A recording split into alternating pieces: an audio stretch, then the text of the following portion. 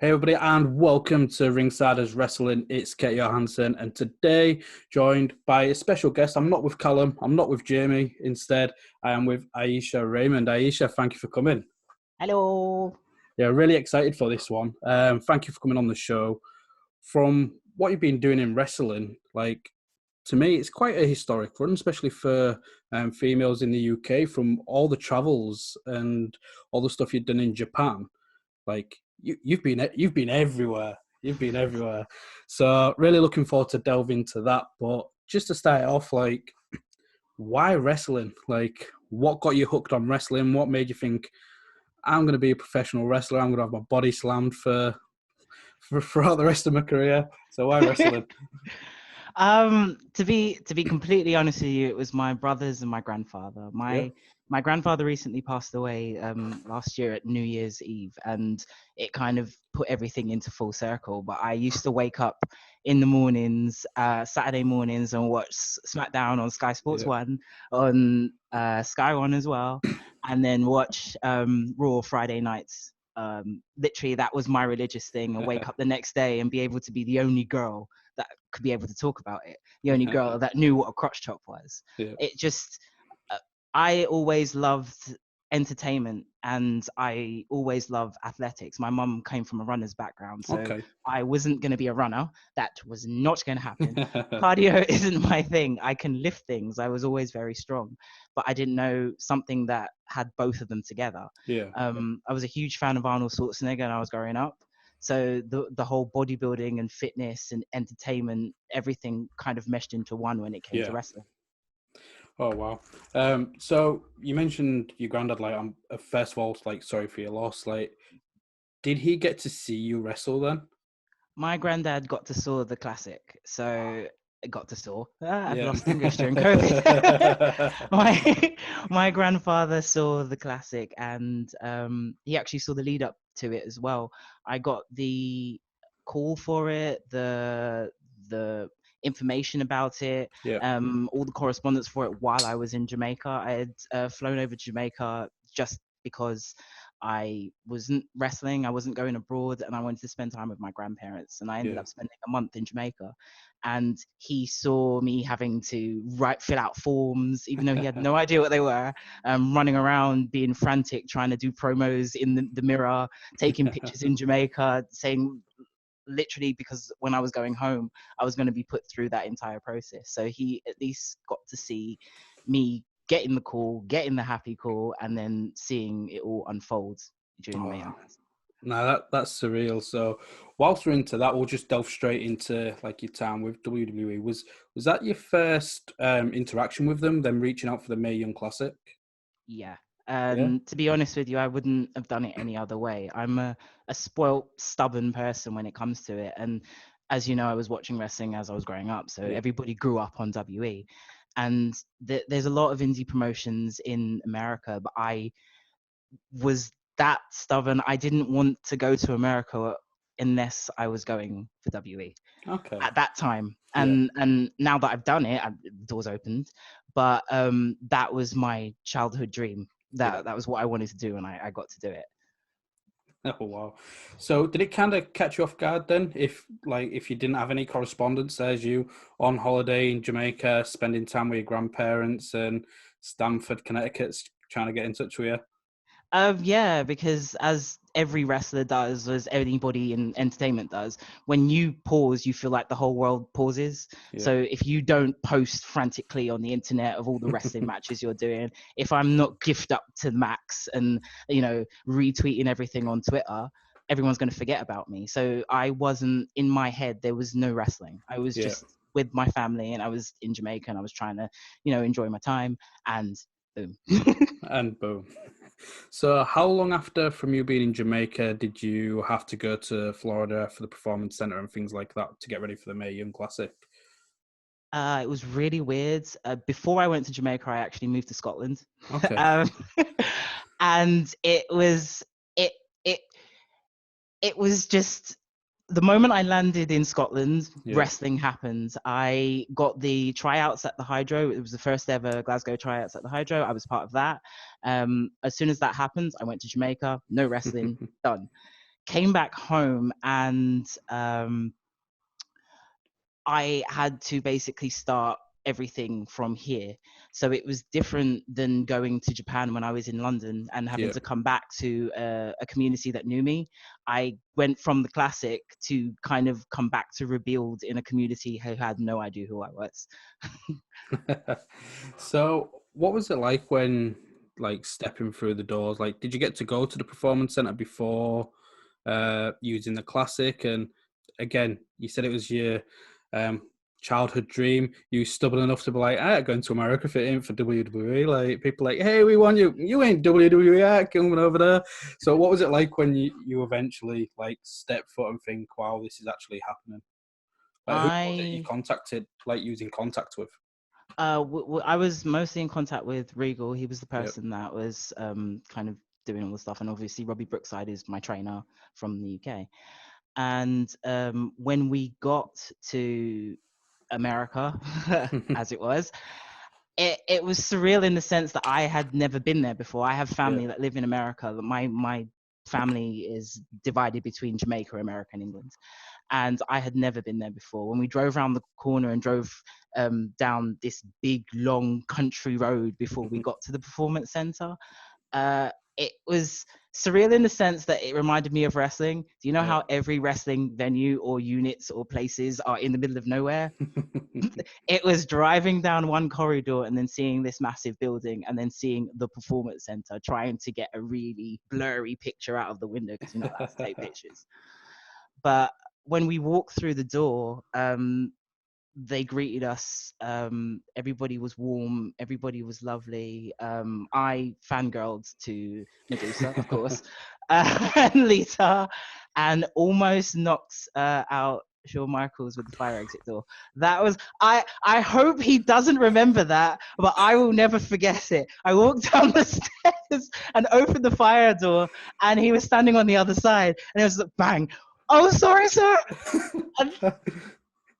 So in the moment of me being, I almost killed one of my heroes. So one of the reasons why I'm like popping so hard as well, on Kurt's, the interview's not out yet. It'll probably be out after this one anyways. I interviewed Eddie Ryan for Kurt's Angle, and we're talking about his experience with NXT UK. And he's like, I just got told I'm having a match, I'm rushing around, and I nearly take out Shawn Michaels running around the corner. He did it too. So, and I literally only just did that interview last weekend as we're recording this. So within 2 interviews, both of you have nearly taken out Shawn Michaels and nearly crushed Shawn Michaels. Well, at least you know it. It's not like copycatted because it hasn't released yet. I'm sorry, it was an accident. I would never do it again. That's amazing. So when you saying you like fangirling with like Medusa and Lita, like, what sort of conversations did you have with them during the full time? Did you get much feedback or any advice? We did like sit down talks and interviews just so they could get to know everybody a bit better, because obviously you just fill the building with 32 girls with 32 different stories. And we sat down and we talked to Lita, Medusa, and JR, and I was shaking to the fact that these people want to know my story, but I wanted to drill every single one of them for theirs, and I knew that wasn't the moment. I revealed to Lita my tattoo, unfortunately. Like, my wolf is the same gargoyle color as hers, and I literally said that's why I have it. Me and Medusa were swapping stories about Japan. That's what we bonded over. We both had the same experiences. In the terms of Japan changed me in terms of person. It made me learn more about humanity. The culture that is over there, in my eyes, I don't want to offend anybody. I just feel that they treat strangers a lot better than the Western world do, and that's just my opinion. And it was just swapping stories over people who I'd idolized my entire life, and then turning to JR, who had basically narrated my entire, puberty. So just being in the presence of all these people, they wanted to know more about me. I didn't have any time to drill them about them, even though everything that I knew about them was from video and Wikipedia. Yeah. So what was your thoughts on the tournament going in? Obviously, it was the first time ever you're part of it. It's named after Mae Young, for God's sake. Like, it's first time WWE have ever done something like this, especially just for female competitors. Like, that must be a badge of honor. You've got it in your Twitter bio yourself. Use the first English competitor in the Mae Young Classics. Like, Yeah, nobody and can take that away from you. How does that feel?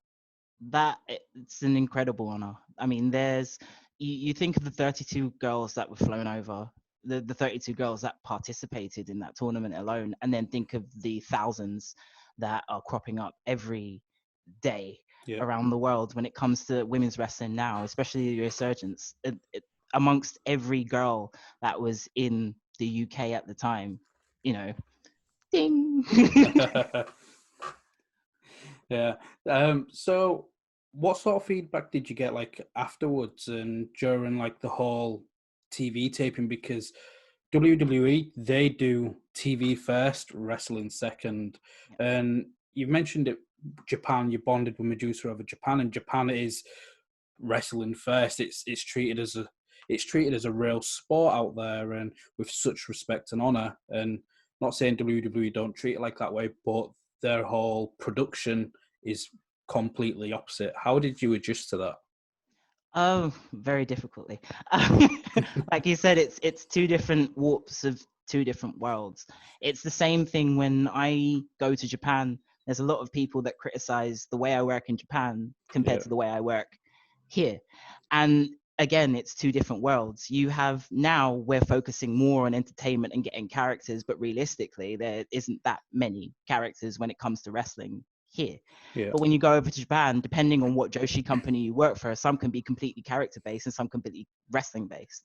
I went from wrestling in terms of Japan Stardom to Seedling. So in terms of wrestling from TV to wrestling, for me it was a horribly mind shredding experience. But it's an experience that everybody needs to have, because realistically, when we come to work in this entertainment, it is sports entertainment. Yeah. So taking it back to the beginning then, so you grew up watching wrestling. You mentioned Robbie Brookside was your trainer here in the UK. When did you decide, right, this is what I'm going to do? I'm going to start looking at schools and ultimately I'm gonna do this for a career. Do you want the long story or the longer story? Give us a longer story. So I dropped out of college because I couldn't take it anymore. I've always wanted to be a wrestler, and I did the whole college thing. I did finish in the end, so before everybody goes, I have degrees in art and design and performing arts. So I did that in the end, but I just left. And I searched online one day, and I searched wrestling schools in the UK, and 2 schools popped up, especially in my general area, and I live in London, Stratford. So it was Dropkicks or LDN. And I was fooled by media, and I went for the more dramatized base of an advertising school, which was LDN at the time. And there, my trainer at the time was Justin Richards, so FWA coach Justin Richards.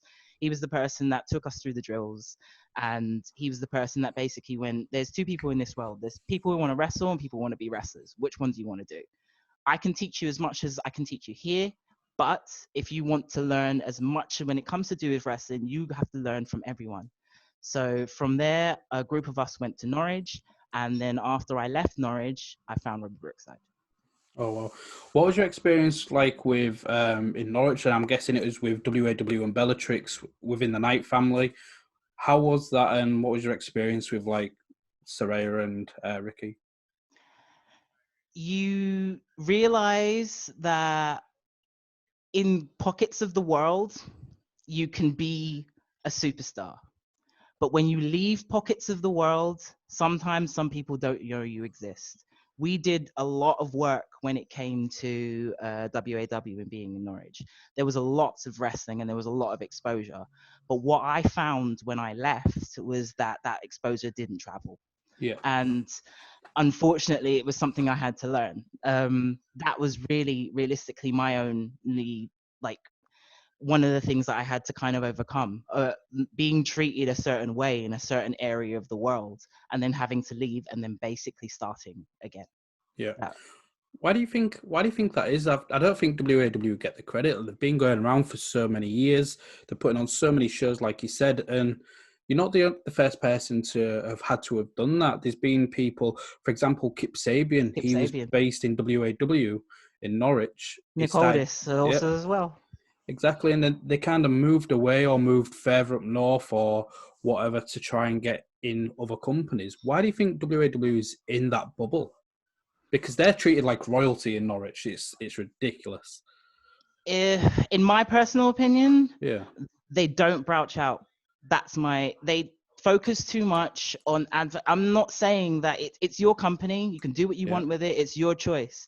But there's only so much you can hear about the Knight family. They had a conglomerate of a roster. They had like multicultural, multiracial so many things that you can offer. But if you continually offer people the same thing, they either get bored or lose interest, and then they move on to something else. And I think that's what kind of happens, because you only have one set of superstars in a certain place. You get bored. People move on. That I generally think that's what happens. They give people tasters of what they could see and different acts and different things, but when realistically there's an olive branch that you have to cross and people don't, and that's when people leave. Yeah. So what's your feelings towards Saraya? You've shared the ring with her countless times. I think one of them was in France, where you faced Saraya. Like, what was your experience like going out in France against somebody that would have, I'm guessing, helped you train in Saraya? We went over France. We went through Europe. We got kicked out of the Worthing Hall for causing riots and a fight. That's on the internet. It was mental. How did you start a riot? So it was Paige / Saraya's fault. She punched me. You could see the picture, and the referee tries to separate us. And during the referee trying to separate us, somebody swings, and it may have been me, and the referee gets punched. And then the crowd try and separate us, and we basically get disqualified and suspended and fined for causing a fight in what is actually a very prestigious venue. I'm guessing that's why you haven't. Have you been back to the company? Because I am the longest reigning Premier Promotions Women's Champion. I have, Yes, I have. No, yeah, I have. It was lifted eventually. We had a big fight, but we did it was an accident. But the experience with Saraya, the Knight family, it's mental. Anybody will give you stories. People will give you stories that they'll sell to you, and my stories, unfortunately, will cost you money. But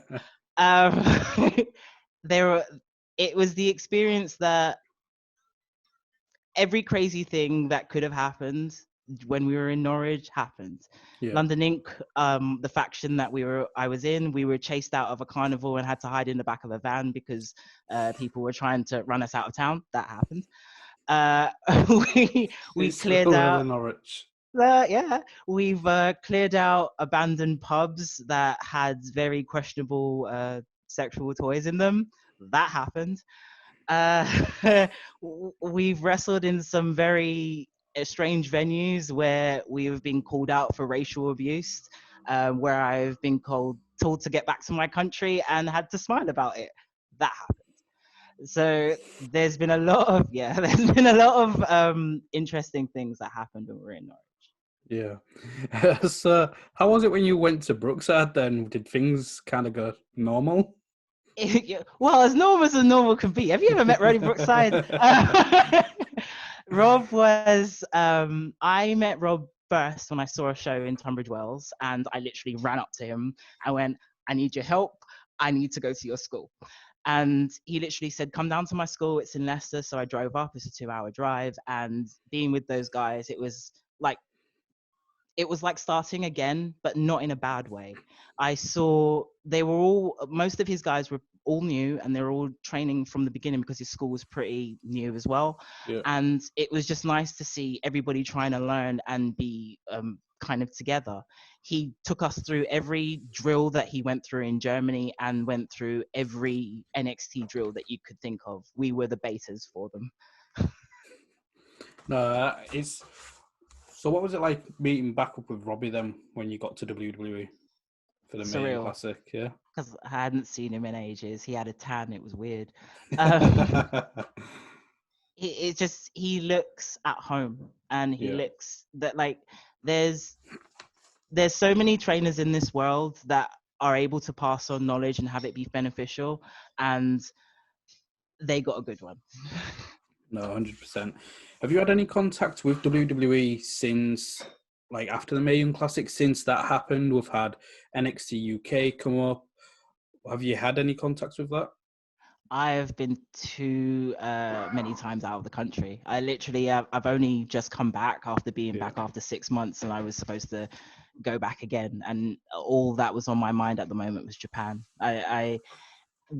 The change that they're trying to do to me in Japan is I want to keep that change coming, because I genuinely feel like what they're trying to make me into over there is something that could be marketable everywhere, and then soon for WE too. Yeah. Oh, no, brilliant. So before we get like into Japan, like what's the most obscure place you've wrestled then? Like I said in the intro, like you've wrestled all over the place, like Austria and such, Australia. Where's the most obscure way? Like, I can't believe I'm in this country wrestling. Oh.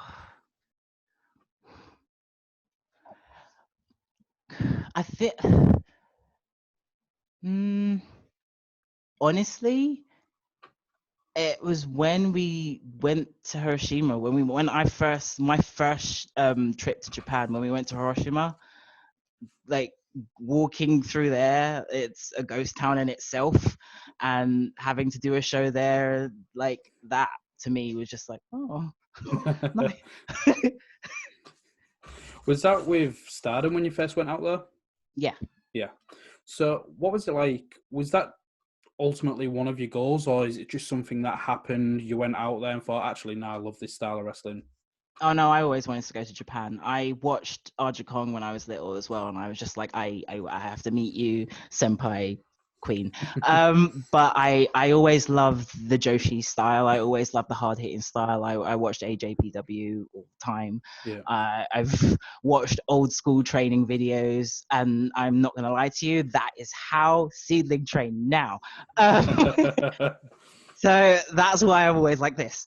Yeah. But I've always wanted to go to Japan. I've always respected the culture. I've always respected their work ethic.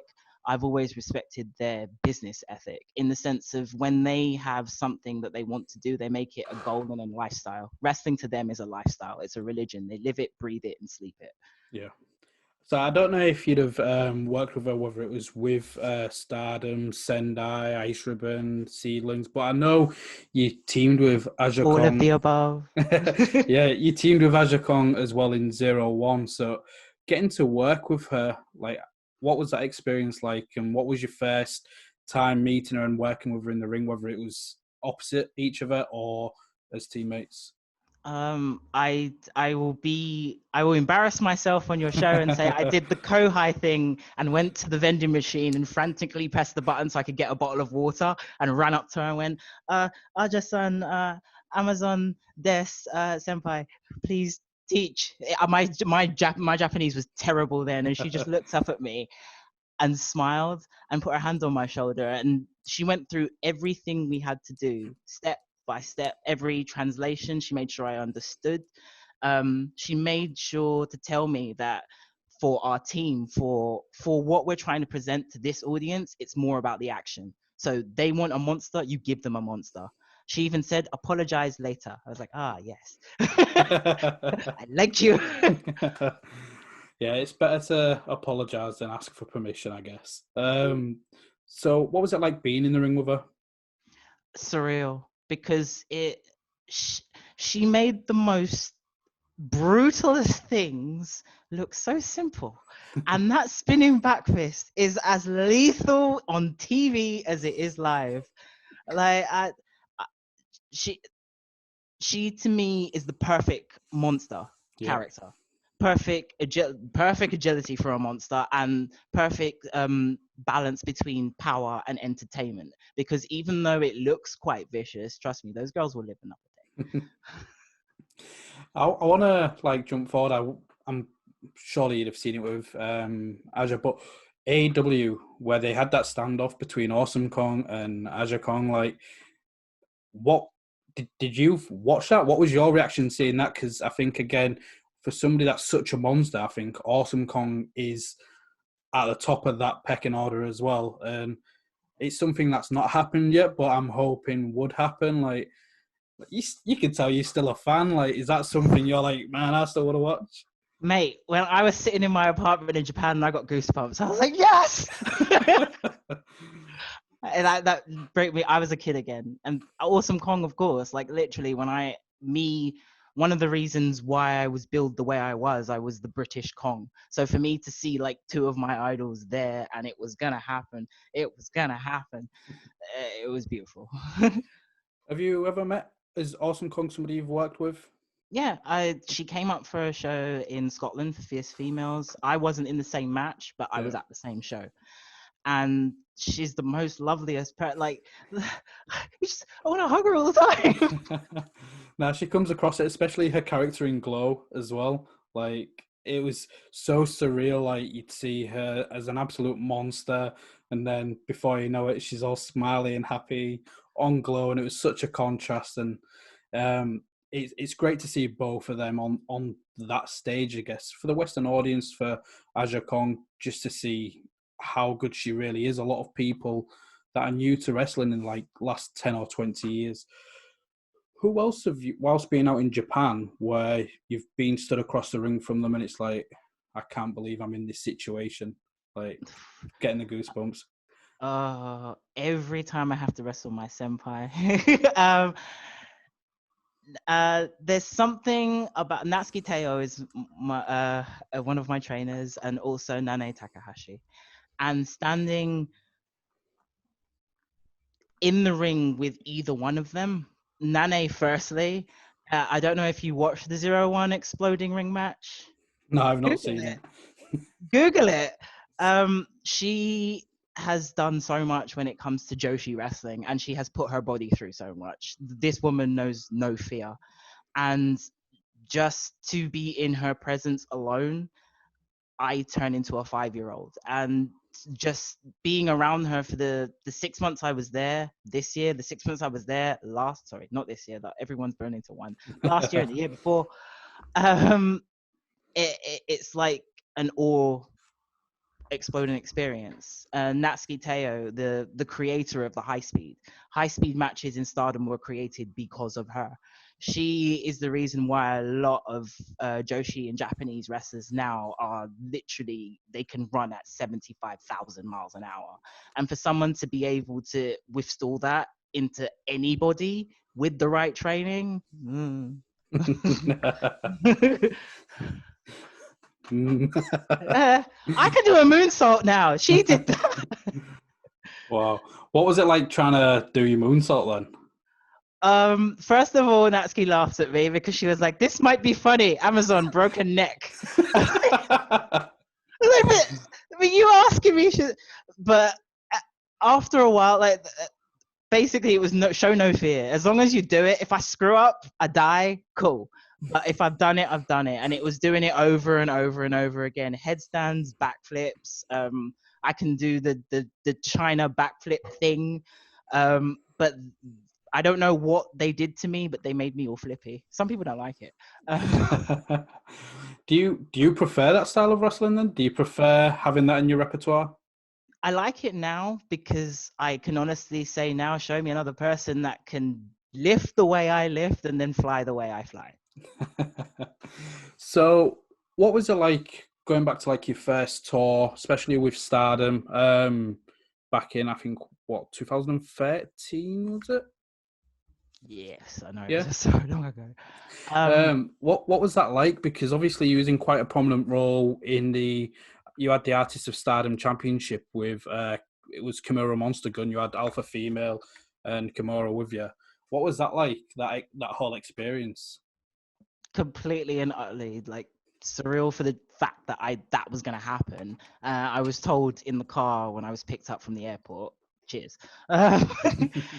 And then it was the constant drill because they had to prepare someone who was relatively an unknown to the Japanese audience because I had only been out there for 6 weeks before that. like a taster for such a prominent role. And I was at Shinkiba First Ring. I was at the dojo every day. They killed me till I cried, and I came back and I realized that how out of shape I was.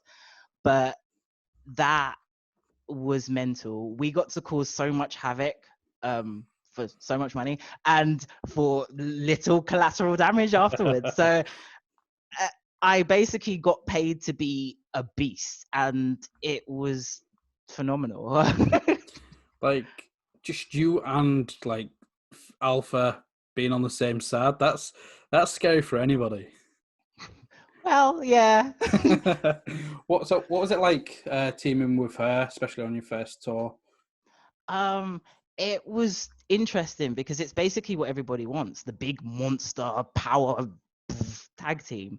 Yeah. Kimura had the perfect bodyguards with her, and then having Kimura alone, have how crazy she was, it was just ridiculous.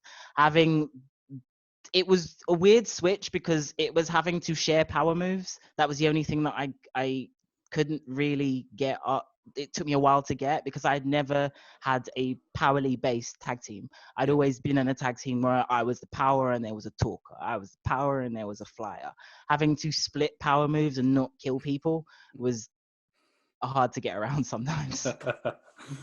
So I know you've done like some sporadic appearances with Sendai as well. I want to ask about your time like with them, just because it's Miko Satomura, to me, one of the best professional wrestlers of all time, regardless of gender. I don't care. Like, she's fantastic. What was your experiences with Miko? She's so it's weird because oddly enough, Dan Reed found out before my first trip that I was going to Japan by Dan Reed ways, and he gave me the Gaia Girls DVD, and I watched it. And then when I got to Japan, I was like, "You're the same." And she just walked up to me and said, "Oh, Amazon-san, nice to meet you." And I was like, "But you're supposed to be scary." She's just the most warmest person ever, but so like I could watch her for hours. When sometimes the girls would like roll around in the ring and I'd literally just watch, and just seeing the way that she flows, seeing her mind work, seeing the way that she puts things together, seeing how the way she builds crowds up and then brings them down, the facial expressions that she has, the interaction that she has with everybody, the environment, she to me is amazing. No, she really is. I agree with you. Obviously, Dan Reed and Emily, Pro Wrestling Eve, they've done some fantastic stuff, bringing women's wrestling on, like, I won't even say an even playing level. They're one of the best companies in Europe, if not the world, and what they've been doing over the years. What was your time spent like with Dan and Emily helping Eve grow over the years? It was a weird thing because I was part of the beginning stages of Eve when it first started, and there was massive big break. I wasn't there for a while, and then I came back, and then I went away, and there's been sporadic experiences.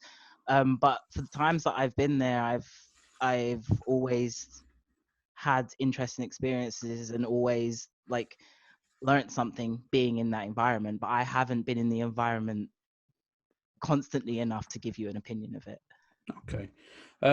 So one of the things that I want to ask, you mentioned WWE. It hasn't happened since Mae Young because you're here, there, and everywhere, and Japan seems to be one of your main goals.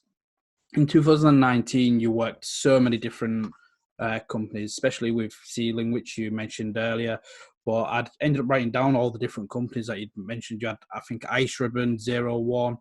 You did the Yokohama Pro Wrestling Festival.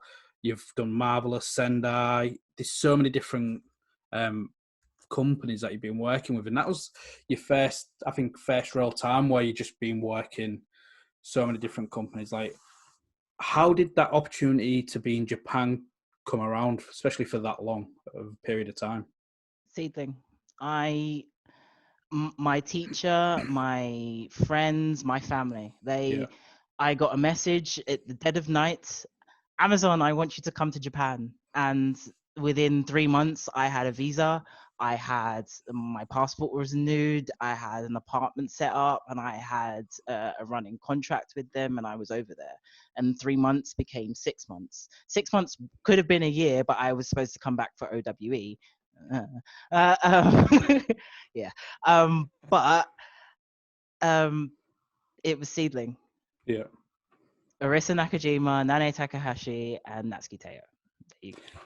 What's your experiences from them? Because obviously they'd left like Stardom, they've started their own company. Mm-hmm.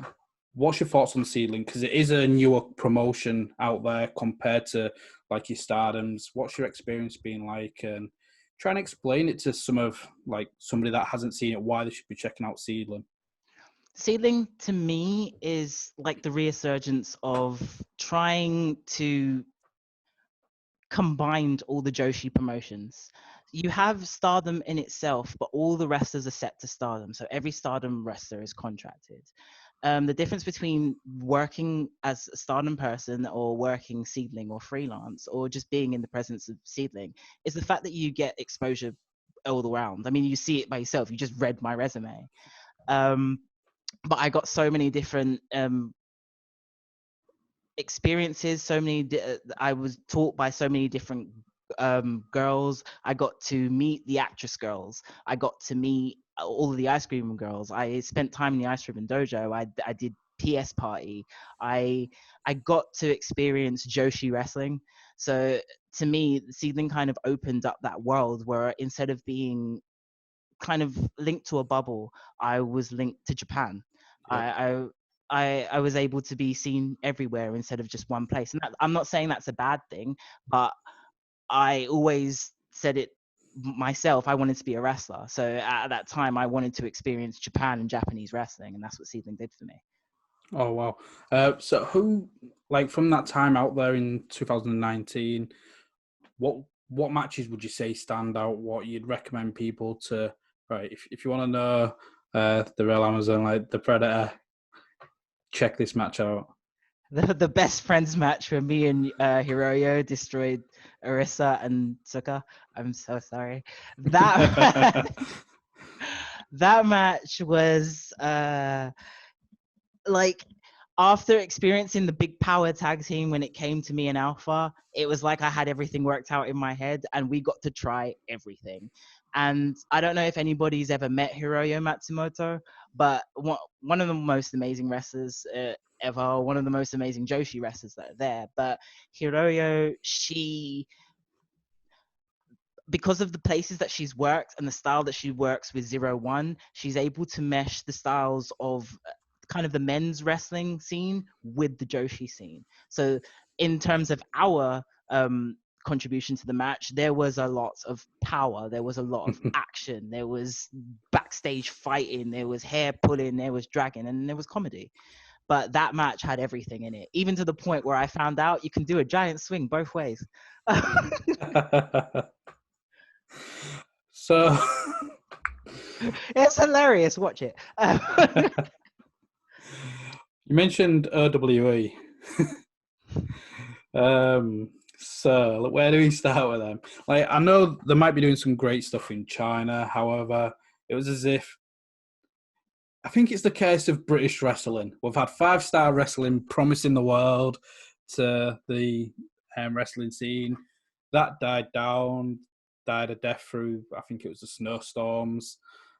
Now, OWE, they came out, were doing all these shows, started announcing everybody, and then all of a sudden, it's disappearing. People aren't getting the refunds. What happened there, especially for yourself? You said you're supposed to be in Japan. You was going to come back for OWE, and it's a lot of money you're losing out on. Like, I feel Don't remind me. I feel like I'm going to get this swing going around in a minute.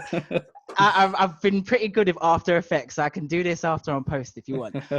But like, oh no, that was I got the news the same time everybody else did, basically, just like everybody else. I was in Yokohama and I also messaged Seema, and he asked me what is happening. So I don't think anybody knew. How can Seema not know us? Look, I don't know if I can say it now, but Yeah. because it's over. But there were so many different things that were happening in terms of communication with the people that I was communicating with, that there were integrated weaves of lies and comments and stuff that was happening that, in a sense, you could kind of see that something was going to happen. Yeah. Does that make you reluctant to maybe work with new companies or new ideas? Because it was very clearly that OWE was kind of going to be a separate entity from OWE. It was going to be like a UK brand. It doesn't make me reluctant for working for new companies, because that's what we do. It just makes me disappointed at the fact that, in a sense, there were a lot of people that were taken advantage of because they were given this opportunity. There were a lot of people that were lied to because they were given this opportunity. There were a lot of people that were conned, in the sense they were told two different stories because of this opportunity. It makes me more disappointed in the people that were involved in it, just because they couldn't handle it in basically a professional manner. That was all that needed to be done. Even when it came to the shows initially being cancelled, messages should have been sent out, contracts should have been sent out, a notice should have been sent out. I don't really like knowing that I'm losing my job over Twitter. The government's already done that enough for me in the last couple of months. Like, it wasn't very, like, it was just very unprofessional, and in the sense that it wasn't OWE's fault. It's whoever was controlling OWE UK. Yeah. For the life of me, I can't even remember his name now, because I remember him is trying to contact to see if I'd try and do some press stuff and things like that. But it is frustrating, because I think it was, like I said, it was back to back. You had 5-Star that promised everybody all these workers, and it was their second chance after screwing everybody over like a year prior. And I think their talent, like one of my friends that was on that show showed me like a screenshot Facebook group. It was basically, that's how they found out, from a joint Facebook group, not even a message, just a post, and then you're finding out on Twitter. It's a shame there's people like that don't really get it, and it seems you're in the best place at the moment with Japan, how respectful it is. So what are you going to be doing after this lockdown, essentially? I want this video game to end. I want someone to press the Easter egg and pause button or play. I don't know. I think the way that the world is right now, I'm trying to focus on the here and now. And right now, as you don't know what the future is, I can plan, but because I don't know, there's nothing I can do. I would love to go back to America. I would love to go back to Japan. I would love to wrestle on Mars. But there's so much uncertainty that I genuinely don't know. Yeah. I would love to show the world Ayesha Raymond. I can't. Yeah. Well, showing the world, like you showed the UK with World of Sport, you managed to be part of that, and World of Sport is it's so historic for British wrestling. Although it was very different feel this time round on the show with ITV. What was your experience like with World of Sport, and when you first got that the contact that they wanted you to be a part of it? It was weird because I wasn't part of the initial run-up, so I just got the message out of the blue, and I just think they were trying to look for something new, or something different, something else to put with their female roster as it is, and it was completely different to anything I had ever done in terms of wrestling or TV. Like, that was the closest I can probably say you could splice Jerry Springer and an episode of Thunder together. That's what that was. That was like, I had to get used to it being TV. And I was just like, oh, but it was interesting in the sense that they had the characters, they had the makeup, they had the rules, and it was just nice to be around that environment, and everybody was actually lovely. Yeah. What was your thoughts back? Did you manage to watch it back, like the matches that you was in? What was your thoughts on all those camera cuts? Did you get dizzy? Yeah, it's just I just think generally, I don't know, maybe I'm not used to it, or that's how they do cut in for TV when it comes to something like that. But yeah, yeah, ow. And I was watching it on a little tiny screen in Japan, so like. Is there anywhere else in the world that you want to go to? I would love to wrestle in Mexico. What about Mexico makes you want to go there?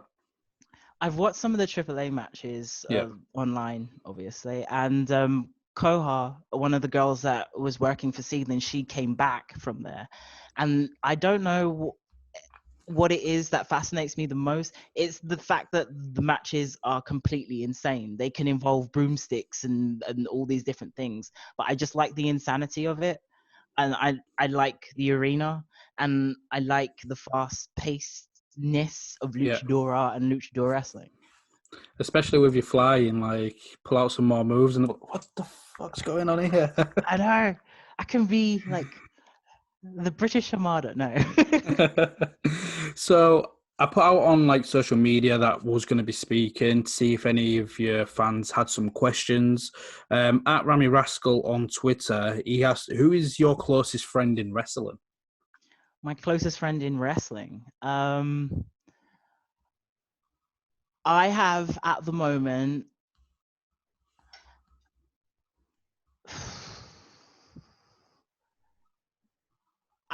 right now, someone to do on my closest friends, I would say Emily Hayden. She right now would be my go-to person, especially now with COVID. Yeah. In terms of wrestling, she has shown what a true friend in wrestling is able to do. And in this business, you have very few friends. I have loads of friends in wrestling. I don't want to like offend anybody because I know you're going to put this online. But right now, she's the person that pops into my head. Yeah. Who's your favorite opponent? Ever? Yep. My favorite opponent ever was Arisa Nakajima. We got a standing ovation to a 20-minute draw match in Osaka, to the point where when she went to the floor to bow, I broke down in tears.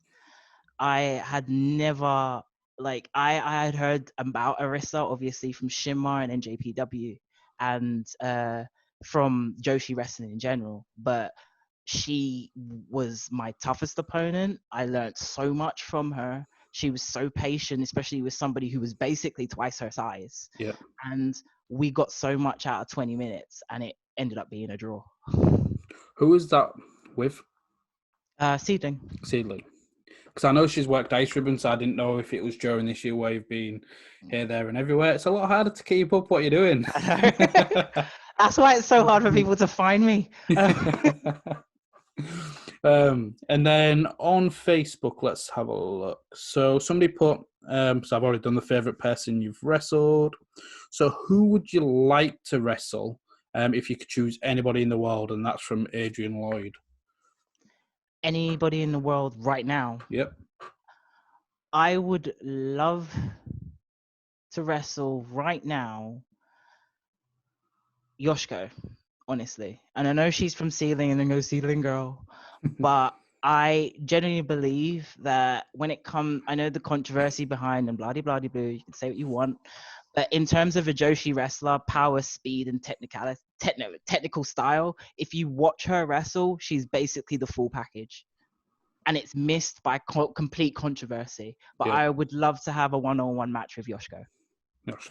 Okay. So hopefully that's something that will happen in the future. Obviously, WWE was a goal. What if somewhere like AEW did try and reach out and was like, we want to lock you in, we want to give you a contract and give you a home? Is that something you'd be interested in, or in terms of American promotions that you mean looking at, would it be WWE or NXT UK? I don't know if AEW gave me a call. Like I said, I'm a wrestler, and right now, you know, one of my heroes is at the top of their list, and I'd love to just drill Chris Jericho with questions like for like 5 hours right now. How do you do it? How do you keep being awesome? It's ridiculous how much he can get over, and I think he's been the perfect person just to get on. Like, we had Alan Angels on the show. He had one of his first matches, well, Lance Archer, then Kenny Omega and Phoenix, and Jericho was calling him, is he Alan Angels? Is he Alan Eagles? Is he Alan Angles? It was just constantly doing this. So then it got people talking about it on Twitter, and he's done the same with Sugar Dunkerton. No, been I was calling him Pineapple Pete. That was wonderful. I'm guessing friends with Dunk.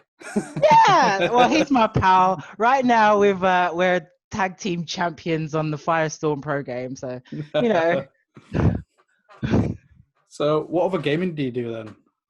Right now, I love shooting people and chopping them to bits on Red Dead. That has been my thing. Yeah. But Conan, I've been trying to master. It's not the most easiest game in the world. It takes too much. Like I've got the most shortest attention span realistically, and within 5 seconds I'm like, no, down. No. Is there any others? Like, there's a lot of games that have been remastered recently, and I know we're getting off on tangents and it's not really wrestling, but if there was a game to be remastered, like, is there one way like, oh, I want to play that, but on these super like high definition graphics that there is nowadays?